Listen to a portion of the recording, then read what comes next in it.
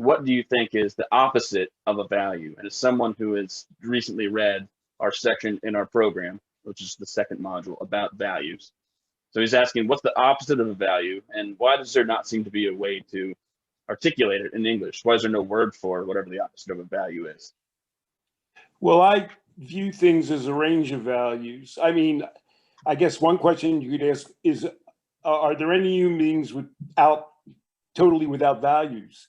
And it's hard for me to conceive of that. For example, somebody might say Donald Trump doesn't have values, but that's not exactly true. Donald Trump values extravagant displays, economic success. He values himself and people who worship him. So he doesn't have pro-social values.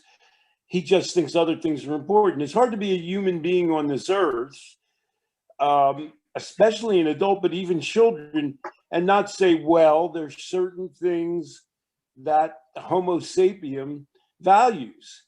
And the distinction, so you don't say things like, in psychology, they have an array of values. The three prominent values are achievement, affiliation, and power.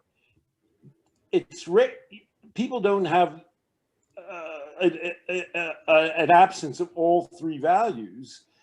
There's one of them which is more dominant usually or more important than the others.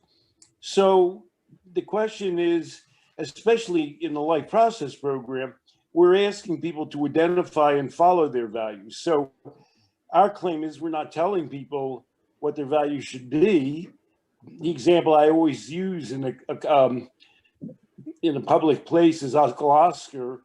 And why did he quit smoking? When somebody says, look, Oscar's a sucker for the tobacco companies, because he was like a political radical.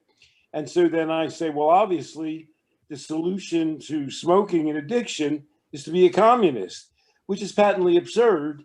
That happens to be Uncle Ozzy's value. And the question is, where in your array of values what's the most important? Is it your family? Is it your health? Is it God? Is it living a positive life? Is it your community? Is it your family tradition? Is it your racial tradition?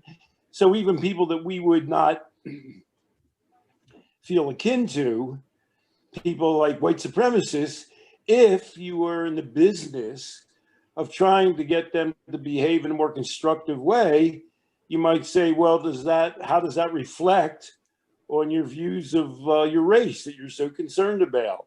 The fact that you're harming yourself or harming other people.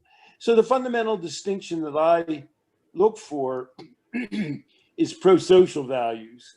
For example, there's an interview on the internet I did with a bunch of young men, kids.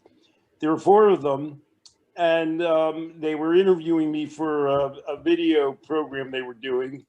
And I said to them, you know, what you're doing right here, and the topic was, what about gaming addiction?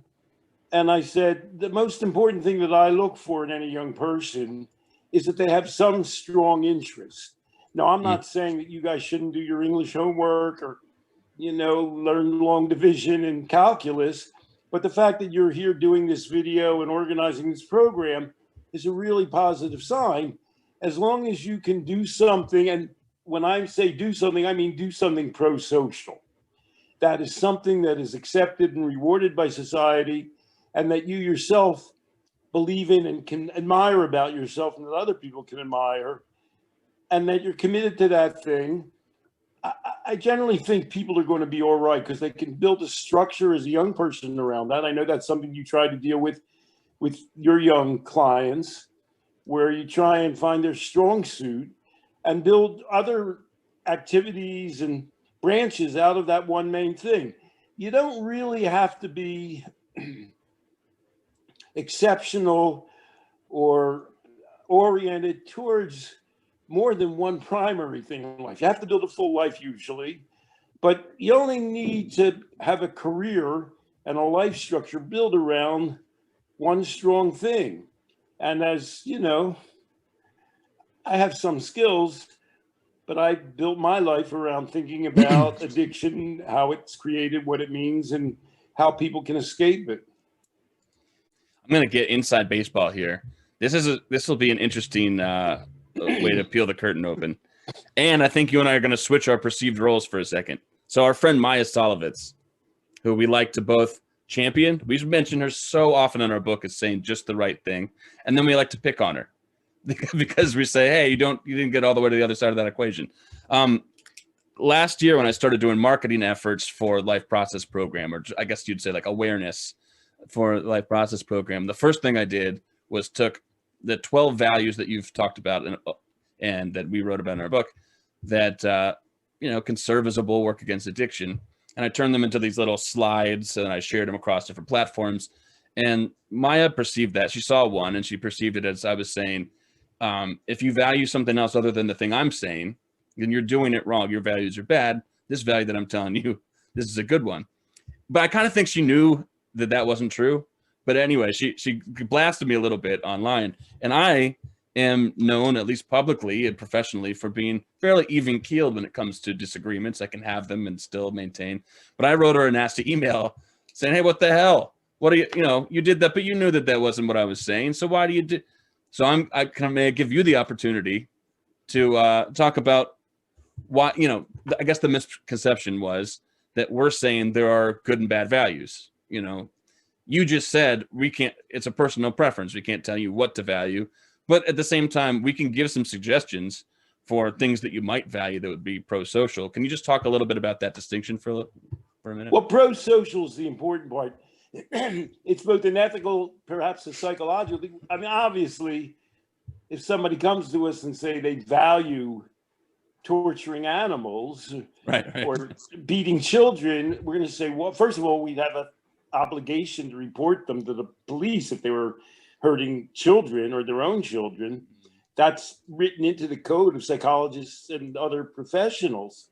So we are making a value judgment to the extent that we're saying it has to be something that contributes to your life, to other people's lives, or the community's life. And, you can choose among those. For example, you might be an artist who spends all your time on the guitar, and we might find that a little lonely. We might ask them whether they could branch out from that. But on the other hand, we're not going to tell them, well, you shouldn't be an artist. You shouldn't spend 12 hours a day playing guitar, because it's something constructive that contributes to your life and can contribute to the solar system's life. So we do have that we're not going to encourage, and we have a value judgment against destructive values. We're not going to say to somebody, I was watching a series on one of the cable channels, and there was a young woman who was very inexperienced, and in order to show her getting out of herself, they showed her destroying a bunch of very elaborately constructed snowmen with like a broom. And I turned the show off. I can't stand destructiveness. I'll never. And, with my grandkids or my own kids, I mean, the one thing I'll say is, with my youngest grandson, his mother is a nonstop industrial person. She was fixing, this must have been last year, the Christmas tree. And I say, your mother's a very constructive person. And sometimes you do destructive things. And he says, I don't know what you mean by destructive. And I said, what do you know what I mean by constructive? Look what your mother's doing. She's helping to build things and make things nice for you and herself. And I didn't say this, I let him think about it. And I say, destructive is tearing those things down. I'll never, my kids make fun of me. I can't watch on television people litter or these ads for motorcycles or cars where they tear up the environment. I can't take it. I wouldn't say it makes me sick, but I'll turn off the television, like those motorcycle ads where they have a bunch of people gunning their motorcycles through this pristine valley. I'm not going to tolerate it. So I confess my fundamental value, and I think it underlies LPP and fighting addiction, is that we endorse positive values over the whole range of life that make some constructive contribution to your life, to other people's lives, or to the community's life. Excellent.